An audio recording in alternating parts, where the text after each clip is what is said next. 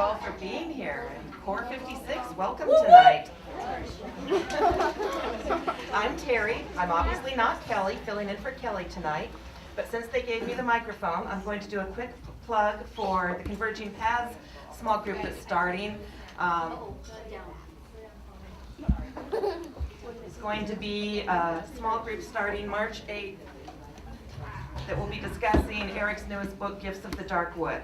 They'll be meeting Tuesday evenings at 6:30 for 6 weeks. There's a sign-up sheet. If you need more information on that, talk to me afterwards. Okay, we have just a little background details. Thank Ed for the snacks. Snacks over here. Hi, Ed.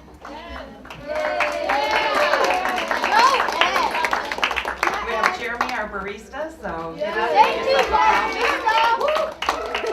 And restrooms back in that corner over there, so get up, move around, take care of business if you need to.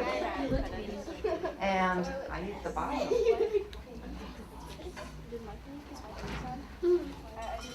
Our guest tonight, Laura Statsny from Nebraska Wildlife Rehab. Laura directs a not-for-profit organization of professional wildlife rehabilitators working under permits from the Nebraska Game and Parks Commission and the U.S. Fish and Wildlife Service. The National Wildlife Rehab mission is to rehabilitate native Nebraska wildlife and migratory birds for return to the wild, to preserve and restore native habitats, and to educate youth and adults about the importance of wildlife and ecosystems by engaging them in projects and activities that contribute to the well-being of our natural environment and inspire them to take action to protect it. Now, welcome, Laura. Before we start, we like to begin with a moment of scripture. Tracy.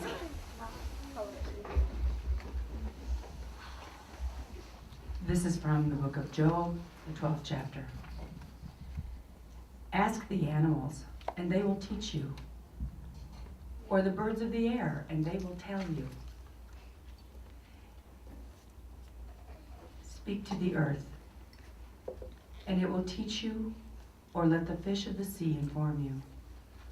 Which of these does not know that the hand of the Lord has done this? In his hand is the life of every creature, and the breath of all mankind. I'll turn it over to Laura. Thank you.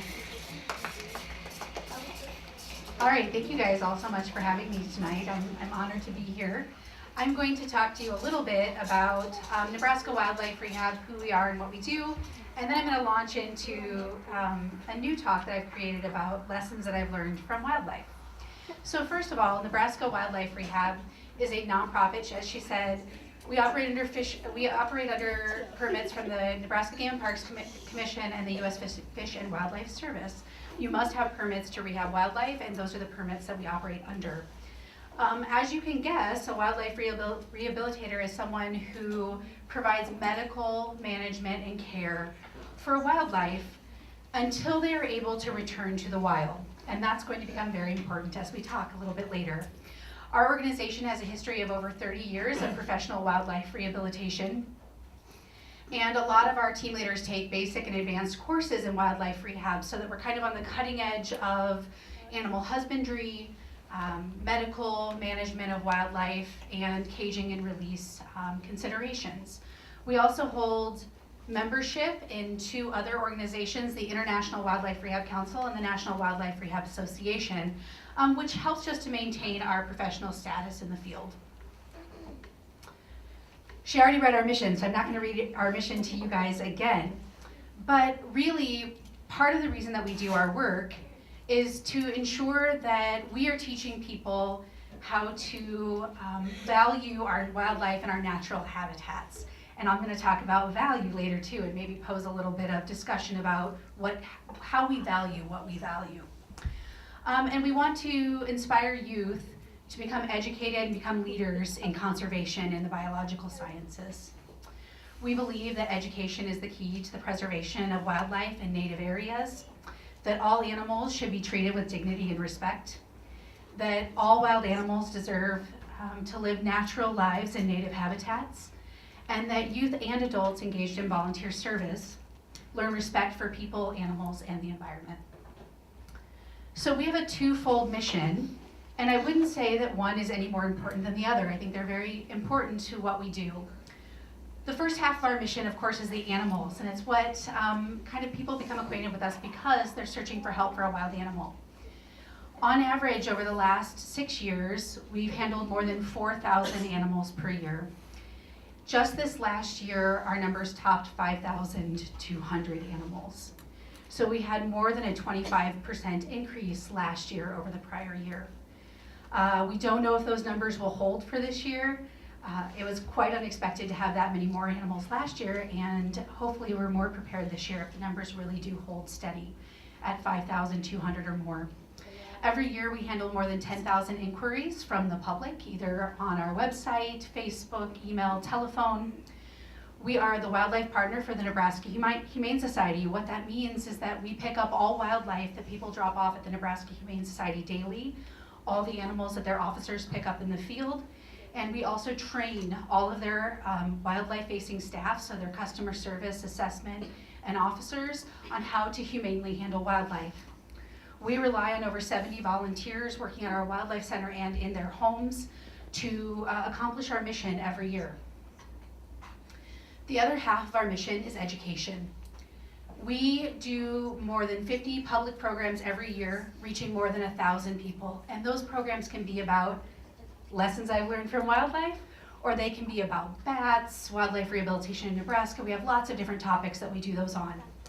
We also participate in a program called Collective for Youth. So we are in 5 Omaha Public Schools middle schools almost every week out of the school year doing environmental education and wildlife education with students. And we have about 600 students each year that participate in those programs.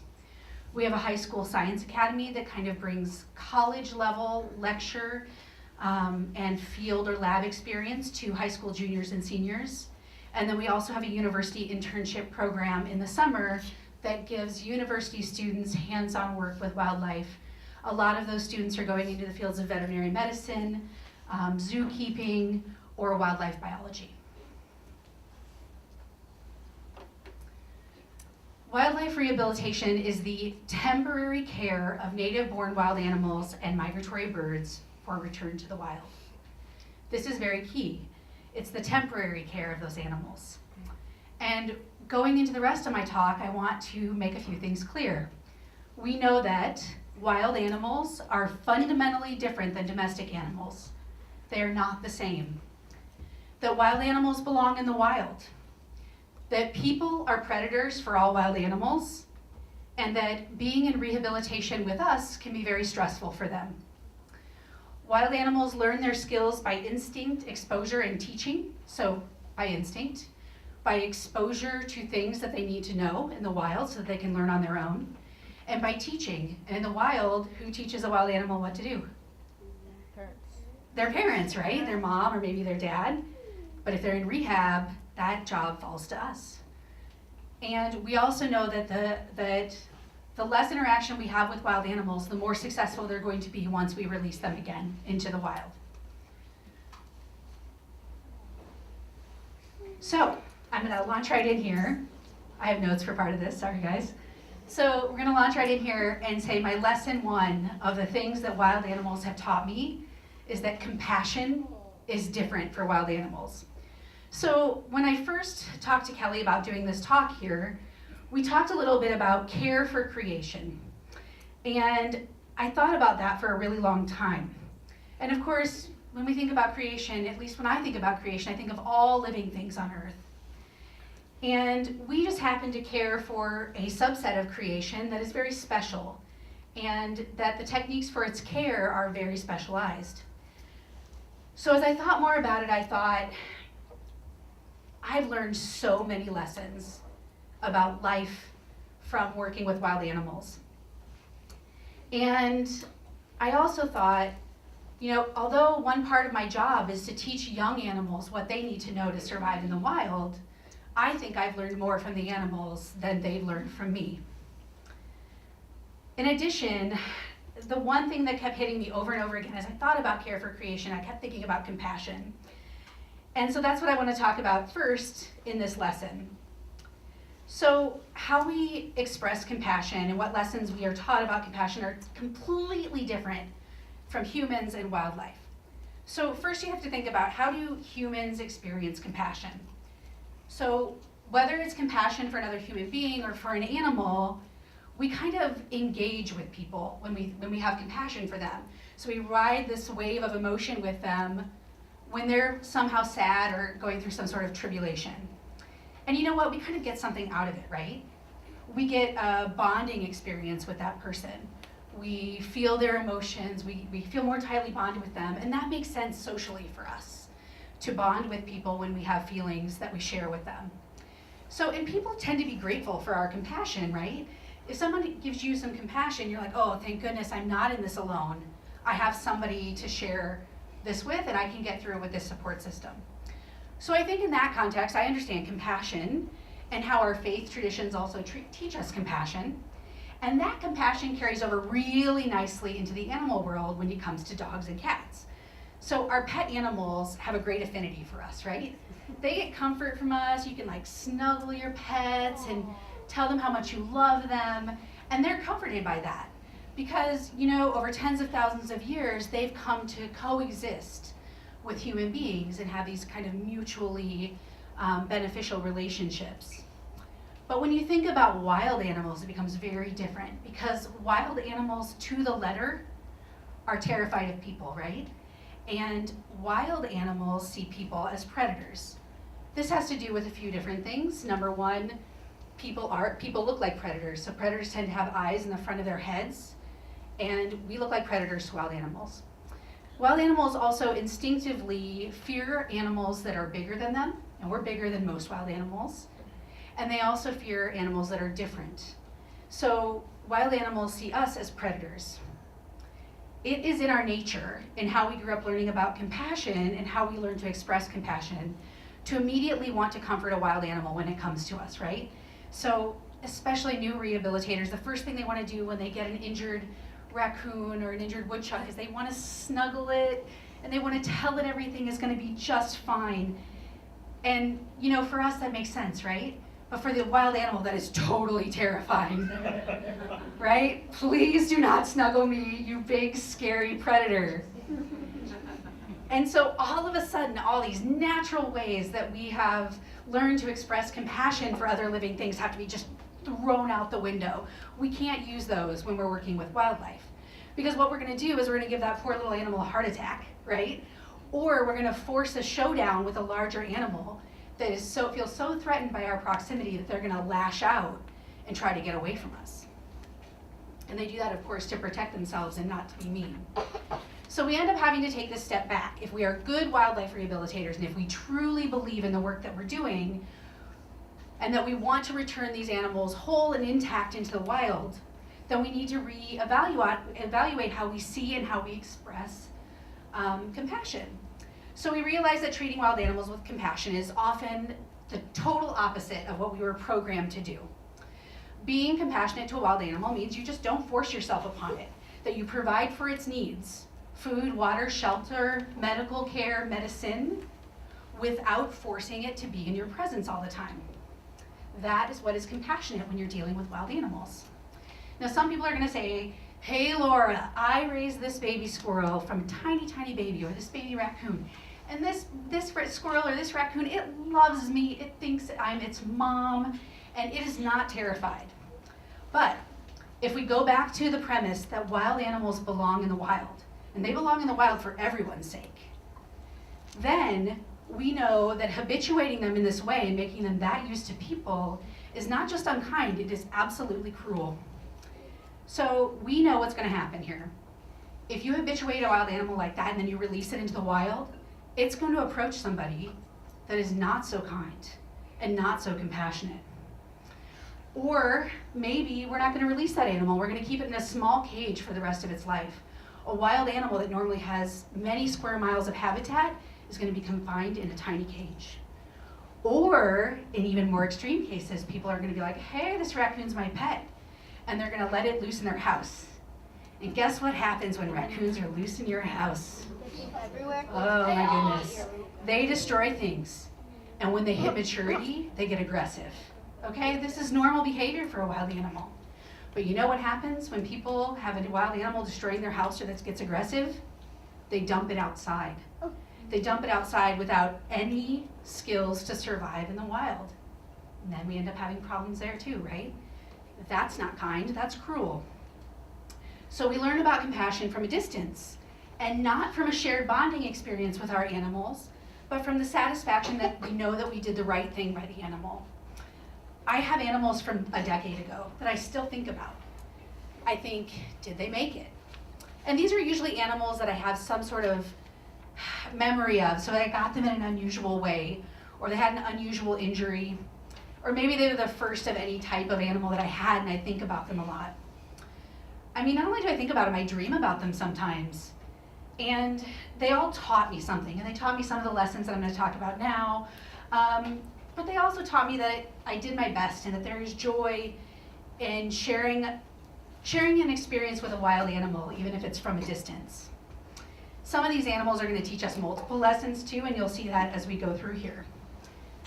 But what I want to show you is just going to talk a little bit about compassion here. First of all, do you guys know what this is? What is it? It's a porcupine, right? Don't you just want to snuggle that porcupine? Oh, I just want to hug her. That would not be good, right? You know what kind of bird this is? Pelican. This pelican had a very bad injury.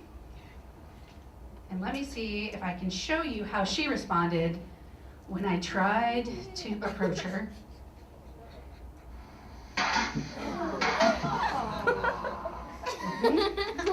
Yep, that's what happens, right? I wasn't trying to force a showdown with that pelican, but I kind of did. Okay, so lesson 2 that I've learned from wildlife is that people mess up, right? People mess up all the time. And you know what? It's not always intentional. A lot of it is very unintentional. But every year, without fail, a minimum of 85% of the animals we receive, and when we receive 5,000 animals, that's a lot of animals, come to us because people messed up, either unintentionally or intentionally. We're not saving wild animals from the things that happen naturally in nature, right? We're not taking a rabbit away from a coyote. We're not taking the coyote's dinner away. For the most part, we're taking care of animals who have been harmed by people, intentionally or unintentionally. So as I walk through the rest of this, I just kind of want to tell you the story of some different animals that we've gotten that kind of illustrate the point of whatever lesson it is that I've learned. What is this cute little thing up here on the screen? This is not a porcupine. It's a gopher. Not a gopher? It's a beaver. I didn't have the tail in these pictures, right? It's a little bit of a trick. This is a beaver. This is an adorable baby beaver. That if we believe the backstory that we got, this beaver was found by some people sitting by her mom who was dead. We don't know what happened to the mom. Was she killed intentionally? Did she die of a natural disease? We have no idea. But this beaver story shows the danger of what happens when people want to keep wild animals as pets. So these people picked up this beaver and took it home with them. And then several weeks later, all of a sudden the beaver gets really, really ill and is barely breathing. It's this tiny little thing. It was this big. And they call us and they say, hey, how do we take care of this beaver? We don't know what's wrong with it. We think it has a cold. What's wrong with this beaver? And they wanted us to tell them how to take care of it. We said, hey, it's illegal for you to have possession of that beaver in Nebraska. You have to turn it over. Click, they hung up on us, right? They were convinced that this is their pet beaver and they were going to keep it. So through law enforcement, we tracked them down because it is illegal to have a beaver in Nebraska. You can't just have one at your house. And when I got there with law enforcement, where do you think the beaver was? Outside. In bed with somebody. This baby beaver was sleeping in bed with somebody. Hey, okay with your dogs and cats. Let your dogs and cats sleep in bed with you. But beavers can carry a disease. If any of you guys have ever heard of beaver fever, it's called Giardia, and it can make you very, very sick. And they were sleeping in bed with this beaver. So not only did I have to take the beaver away, the beaver was also quite sick because of improper care by the people, but I had to then educate the people about how to clean their house, how to protect their children, how to protect their dog, all of those sorts of things. So you know what? Those people thought they were doing the right thing, and they were not going to let anybody tell them any differently. They messed up, and this beaver almost died. It was very close to death. But she gradually got better. She gradually started chewing up everything. And we still have her today. So beavers take 2 years to rehabilitate, so she's through her first year of rehab. What are these guys over here? Oh, those are foxes. What are these? Squirrels? Nope. Closely related to foxes. They're coyotes, okay?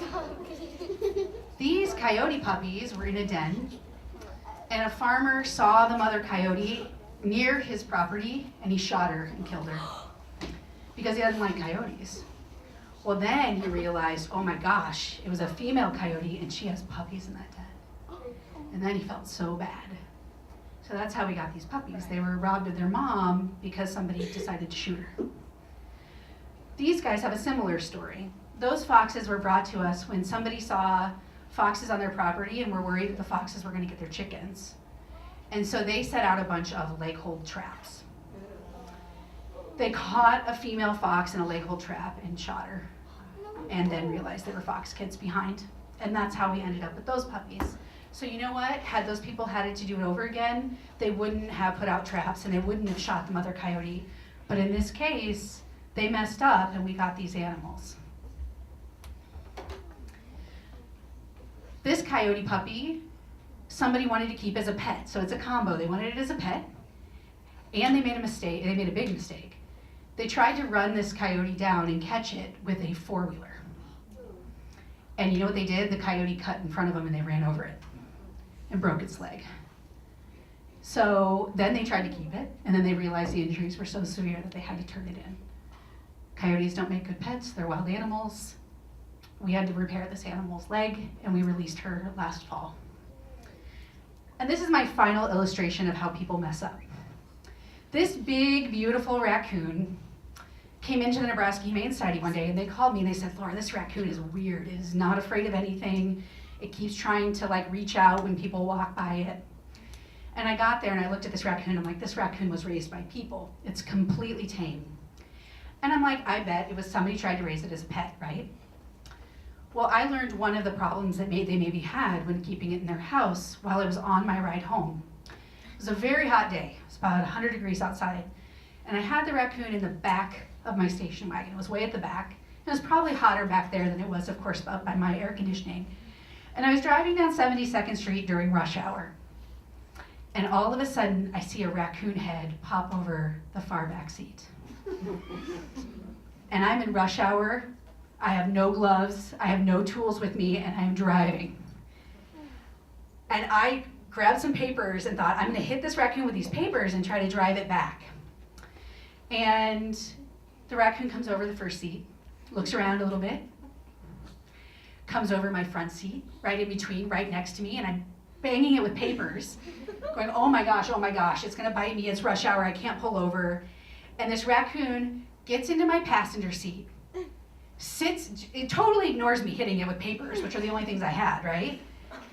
Sits down in the passenger seat next to me in front of the air conditioning and sits on his butt and just sits there like he's a passenger in my car. And people are driving down the road pointing at me like, you have a raccoon in your car. And I'm like, yeah, I realize there's a raccoon right next to me in my car, right? And of course, then I'm the idiot. I try to pick up my cell phone to take a picture because nobody's gonna believe that there's a raccoon in the seat of my car next to me while I'm driving down the road. And then of course he kind of moves towards me, I drop my phone, I'm totally freaked out. Come to find out, it's very definitely that this raccoon had been raised by people. This raccoon was also a master of opening cages. So I got him home, I put him back in a kennel, and I watched him, and he reaches two paws out, it opens the kennel, and gets out again. So I had to double kennel him until I could get him outside and had all these things. It took a long time to get him to the point where he could go out in the wild. He definitely was young enough that we were able to teach him those skills. So somebody messed up and tried to keep this animal as a pet and then clearly dumped it, right? Because they couldn't keep it. Maybe because he was an escape artist, maybe because he got aggressive, I don't know. And then I made an error of underestimating. I messed up. I underestimated this raccoon, and I was driving down the road with a raccoon in my car, and I didn't have the tools to protect myself from a raccoon. So that raccoon, luckily, was able to be released about 6 months later. Another lesson that I've learned from wildlife is that fear is healthy. Always safety first. And I'm also going to relate this back to people mess up, because I messed up with this particular badger. This badger was fine. I needed to release her back into the wild. And most badgers, when you go to release them, are really aggressive. And so you release them and then you get out of the area. And this badger was totally unconcerned with me. And I'm like, I don't have any good badger pictures, so I'm gonna follow her and take some pictures of her. I want you to know that this was Halloween night. It was in the evening, and I was all alone out in the middle of the country releasing this badger. And I'm following along behind her and getting some pretty good pictures of her, and she's ignoring me, right, which is not typical of badgers. And then all of a sudden, she decided not to ignore me anymore. And she turned around and charged. And I turned around and ran as fast as I could until I hit a ravine, tried to jump it, fell, and covered my head with my hands and said, I'm in so much trouble right now. And she stopped when I fell, looked at me and was like, I taught you a lesson, and walked away. But you know what? I abandoned all the principles that I teach our volunteers every day. I was out alone, releasing a dangerous animal, and I was following her to take pictures. Not very bright of me, and I should have been smarter. Now, I'll show you a little video of a badger. It's not this badger, but I want you guys to get an idea of why you need to be careful around badgers. If the sound is going to play. What are you doing? Oh, Badgie. You hear that badger growling at me? Uh-huh. That was not a very happy badger. That was a badger? That was a badger growling at me. All right. That's a So lesson 4 that I have learned from wildlife, and I try to remember every day, is that, you know what, no matter what you're doing in life, there's value in trying. You know what, sometimes we get animals that are so badly damaged, we think, okay, we're going to euthanize them because it's the only humane thing to do. And sometimes that's the right decision, but sometimes we have to take a step back and say, is there value in trying here? Should we try to save this animal's life? Will they have a life in the wild at the end of this? This is also a porcupine. This was the first albino porcupine we've ever received, also the first porcupine. Amazingly enough, we got a second albino porcupine in December. 2 in 1 year, it's like lightning striking. This porcupine was struck by a car in central Nebraska, and then rescued by a biologist who was new to the state and didn't know what resources were here. And he hung on to her for 3 days before we were able to get her into care. She had a broken nasal bone, which is kind of what you see. You see the scarring up here. Both sets of incisors were broken off. She was missing part of her lip. She had a broken arm. She had wounds in her tail all the way down to the spine. Wounds that were filled with maggots, which was pretty gross, right? And she was bad, but we were like, hey, albino porcupine, right? We gotta try this and see if we can save her life. We hand-fed her a blended diet for about 6 weeks before she could eat on her own. We've had her since June. Her name is Halsey the porcupine. We got her from Halsey, Nebraska. And she looks pretty rough here, right? And this is her about a month ago. She looks a lot better. Did she have to have surgery? She's had surgery multiple times. Yep, she had stitches, and we've sedated her several times to clean out wounds and things like that. She is completely healed. It took a lot of effort. She's completely healed except for her top incisors have never grown back. So luckily for Halsey, she's very unique, and she's adjusted to us pretty well. And so because she doesn't have her top incisors, these front teeth right here that she needs to chew, She is going to probably go to the Lincoln Children's Zoo for an educational animal. She cannot be released into the wild because she cannot chew the wood and things that she needs to chew to go. But you know what? We were able to save Halsey's life, and we learned a lot in the process as rehabilitators about porcupines, about diets, about medicine. And we were all kind of enriched by seeing an animal struggle so hard to survive after such a traumatic injury. Do you have a question? Oh yeah. Did she still have maggots in her? Well, we got rid of those maggots. It took us a couple days, but we got rid of them. Yeah, we weren't going to keep those around. This is a coyote that we received on December 19th, actually. This coyote was hit by a train. She looks really bad, doesn't she? She came in with severe head trauma and spinal trauma. And a lot of times those animals don't make it. We have to make some decisions about those animals. But I took her into the vet and they said, we have something we can try for 24 hours. Let's give her some IV steroids. Let's see what happens. And I was up every 2 hours for the next 36 hours administering drugs to her. And you know what? She started acting normally. She started having some realization of what was going on, and the symptoms of head and spinal trauma went away. She started using her legs. And then I took her in for x-rays and found out that she has a broken pelvis. So broken pelvises heal. She's broken in 3 places, and they do heal on their own with cage rest. The lower picture of her is of her about a week and a half after. So you see she lost part of her ear, right? In that accident, she got pretty badly mangled. But she's on the road to recovery. And old me, maybe 10 years ago, I probably would have euthanized her when she came in. But I learned that there was value in trying, and because of that, she will probably be a free animal again in about 6 weeks. I also learned through wildlife rehab that there's value in letting go. And in the sad and in the happy, there's value in letting go. So these little fox kits over here are super cute, right? Yeah, I like fox kits. I want to tell you the story of one of these fox kits who after she was in our care, somehow broke her leg in the enclosure. We had put a lot of time into these fox kits. We bottle raised them and we really enjoyed them. But she broke her leg, and she broke it right on a growth plate. I'm just showing this because they're cute, right? Like, watch these little fox kids play. She broke her leg right on the growth plate, which meant that it was not repairable. And the only thing that we could have done for her is to amputate her leg. And can you release a 3-legged fox back into the wild? Yeah. No. And we believe that our animals need to survive in the wild and not in captivity. So unfortunately, after quite a while, we ended up having to euthanize one of these foxes that we had put a lot of time in. It was really heartbreaking for us. I'm just sorry, just cute fox for you. Cute fox noise, right? On the same token, we got this raccoon that can also be a people mess up kind of illustration that was caught in a leg hold trap.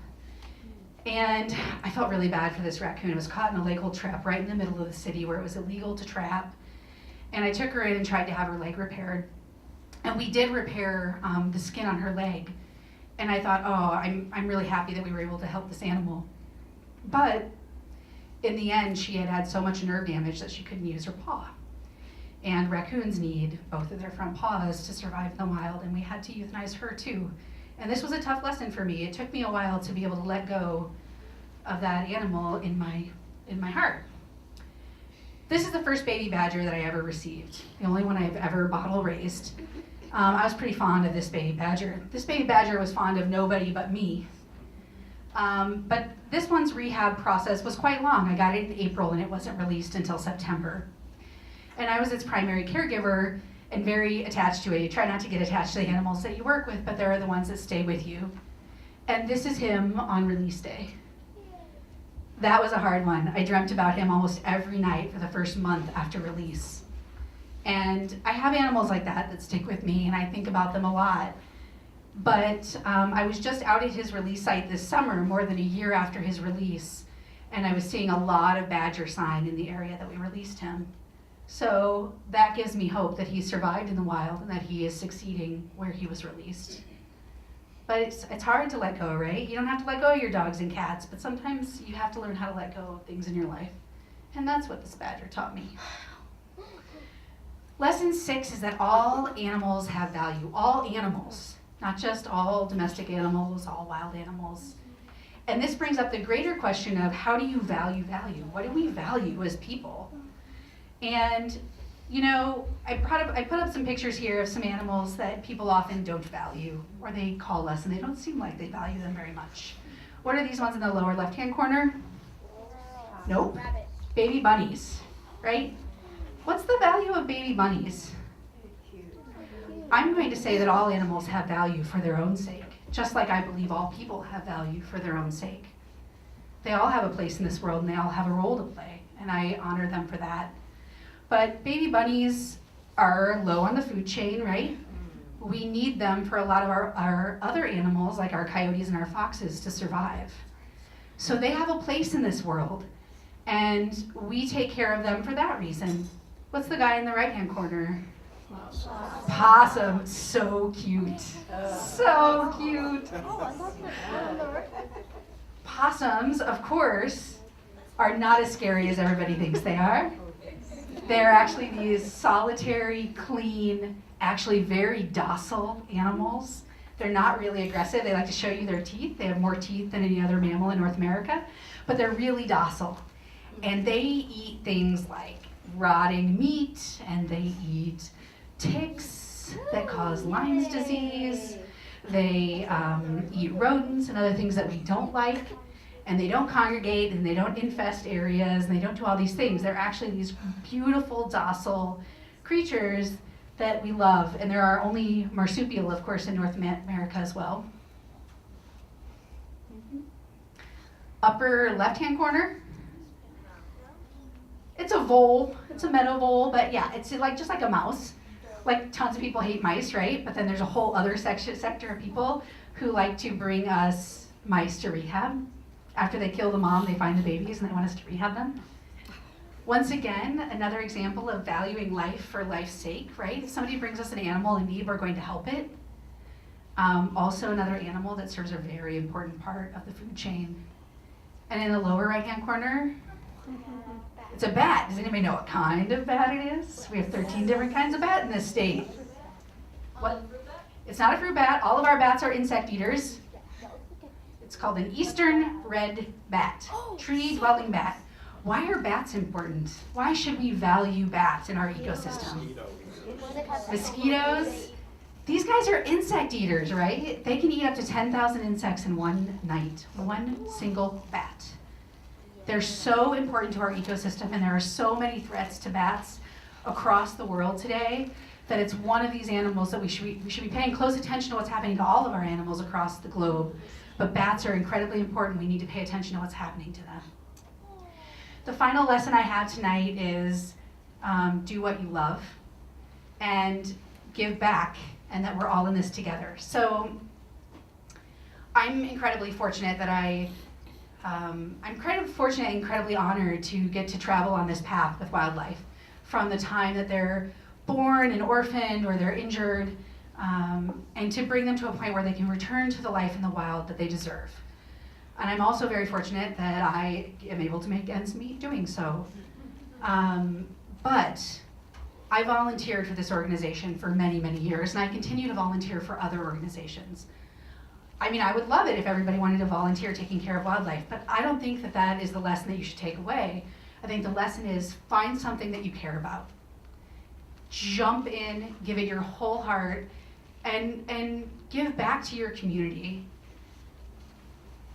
You'll get more out of it. Just like I get more out of the animals than I think they get out of me, you will get more out of it than you put in. And you know, for us as wildlife rehabilitators, spring and summer especially are very stressful. We get a lot of animals. We're all sleep deprived. We see a lot of death, right? A lot of animals come in and they're badly injured, and we see a lot of death. And when we remember that we're all in it together and that we're all working for a common cause, it really makes it possible. So I want people out there to really think about what you value and give back in any way that you can. And that is the final lesson I have for tonight. Do you guys have any questions for me? That beaver you took care of, is that going to be able to be released? She'll be released actually not in 2016, she'll be released in 2017. So beavers are just, they don't do well when you release them when they're very small, and they don't actually disperse from their family groups until they're 2 years old, so we keep them until they're 2. And also, if the albino porcupines, assuming they're healthy, can they make it in the wild being albino? It's a great question. So Halsey won't be released because of her tooth issues, but the younger porcupine will be released this spring. The one thing about porcupines is they don't rely on color primarily for camouflage or for predator deterrent. It's their smell and their quills. And so all studies show that albino porcupines survive just fine at the same rate in the wild as regularly colored porcupines. So she will be released back into the wild. That badger that you released, Yes. when it got older, do you think it's still going to be fond of you? Oh, so you remember that video that I showed earlier and I said it's not the badger that chased me on Halloween? That was my baby badger before release. Did you hear me? I was talking to him to try to get him to calm down and he was still growling at me. So no, he was not fond of me at all by release time. And that means I did my job, right? I don't want a badger that likes people and I don't want him to like me. Now that was personally a little heartbreaking for me, right? Like you spend a lot of time and a lot of energy in an animal and at the end they're just like, get out of my face, lady. But you know what? That's the way it was supposed to be. Have you had any turtles? Oh, we had a lot of turtles. We probably have about 15 turtles at the Wildlife Center right now. Most of the turtles that we get come to us for one of two reasons. One, they've been hit by a car and have major damage, or people have just taken them from the wild. We get a lot of itty bitty turtles that are hatchling turtles that have just hatched, and people find them in the wild and they pick them up and say, I couldn't find its mom anywhere, and I felt sorry for it, so I brought it to you. Oh. Does anybody know what the problem with that is? Turtles are supposed to walk on the road. Right, so like turtles don't hang out with their moms for any time after hatching, and most turtles leave their eggs and never ever are around when their babies hatch. So a lot of people pick up these tiny turtles because they feel sorry for them because they don't have a mom when they should have just left them in the wild where they belong. Then where do their moms go? Oh, really? Like most turtles, they go off, they lay their eggs, they cover them up with some dirt, and then they leave and they go back to the water and they don't even think on it again. They don't take care of their babies once they hatch. What if mom was like, I just have one comment for everybody about the maggots. You realize that maggots clean up wounds, and so we think of maggots as ew, but really that was a good thing that the maggots were there because they clean it. In fact, we use maggots for burns. Right. It's in true. the hospital. Yeah, so maggots are actually very, very beneficial.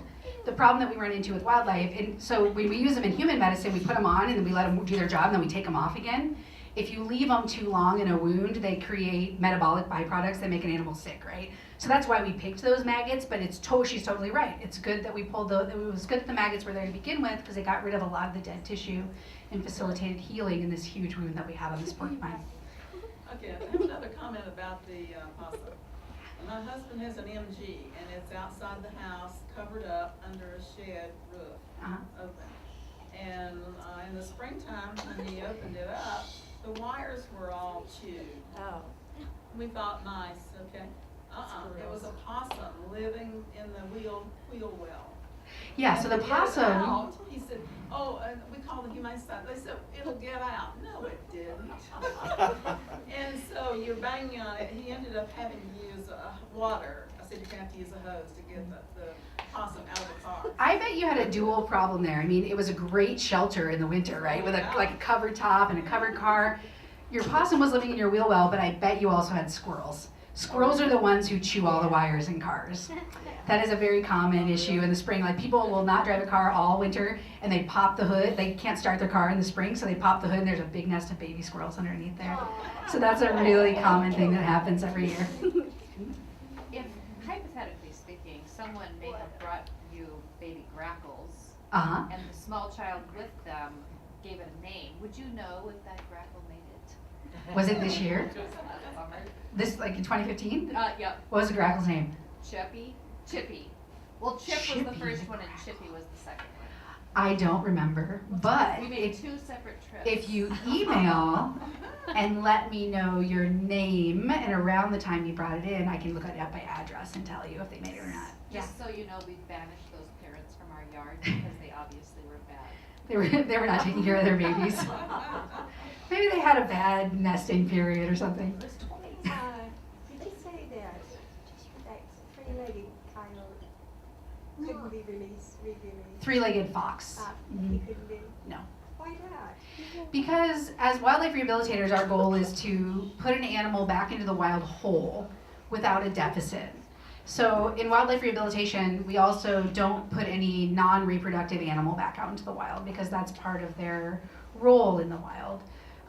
So it would have been, she probably would have starved to death because she would, sometimes we see this with deer especially. So non-predatory animals, they'll have a leg injury and they'll live three-legged for a long time. So it's not that we never see three-legged animals doing fine in the wild. We do see them. But it would have been irresponsible for us to put, most baby animals have the hardest time in the wild in their first winter. So to put her back out in her first winter, three-legged, yeah, she probably would have starved to death. And then that would have been a crueler fate for her. So we ended up having to euthanize that fox. And also, what about these leg traps? I thought they were illegal. So leg hold traps are illegal in the city limits, in the city of Omaha. Just in the city limits. But there are trapping seasons for different fur-bearing animals in the state. And you have a whole bunch of rules that you have to follow. You have to label your traps so they're identified. You have to have a trapping permit. And you can only trap in areas that either are not prohibited by city ordinance, and you have to have the property owner's permission. Every single time that we get an animal in the leg hold trap, and especially in the city, the traps aren't labeled. So we can't, and they're almost always in public areas, so we don't have no way of identifying and prosecuting the people that do it. We have gotten some animals too that have been in leg hold traps on private property outside of the city limits, but without the property owner's permission. So the property owner comes across the animal looking for help. And in those cases, those traps weren't labeled either. So not only were those people either in violation of trespassing or city ordinances, they also are in violation of state laws by not having their traps properly labeled. So, the people who break the law do it thoroughly, right? So that's usually what ends up happening. Couldn't you give the three-legged fox to like a kid's zoo where someone could take care of it? Yeah, so part of the problem with that is our state mandates that we euthanize any non-releasable animal. And it's hard to get exceptions to that. And then beyond getting an exception to being able to keep an animal like that, it's hard to find really quality placement for these animals. So we believe that these animals are used to having large territories and a relative amount of freedom. And I can tell you that I love wildlife from the bottom of my heart, but I think that having to live in a cage that's maybe 10 feet by 10 feet for the rest of its life is a much worse fate than maybe humanely euthanizing them, unfortunately. So we have placed animals in the past. We have placed other foxes and other bobcats in the past to wildlife sanctuaries that can give them huge roaming areas, but those are very few and far between. So I have a bobcat right now that I was hoping the Henry Dorley Zoo would take, and they will not take it because they don't have space. And that's a problem that we run into a lot. Because a lot of these animals are common, right? So if zoos want them, they already have them. And they don't want to take on a lot of extra ones. Mm-hmm. I have 3 questions. 3 questions, okay. Just got time for one. Pick the most important one. Yep. In a book I was reading, someone lived with 3 bears. Is that illegal? Well, it's not legal in Nebraska.